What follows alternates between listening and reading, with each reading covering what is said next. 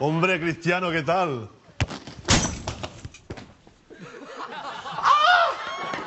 ¿Pero qué haces, tonto? Romper un espejo trae mala suerte.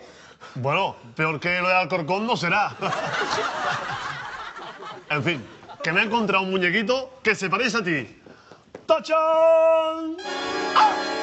Dios mío, es el muñeco vudú del brujo. Pero que eres brujo. Si es clavadito a ti, y hace muchas cosas, ¿ves? Espera. ¡Oh! ¡Oh!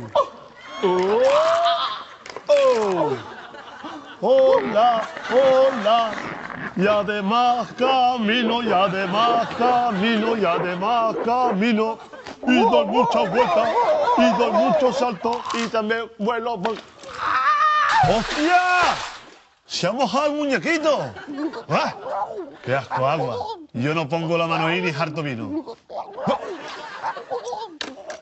¡Oh! ¿Cómo es? Está empapado. Habrá que secarlo.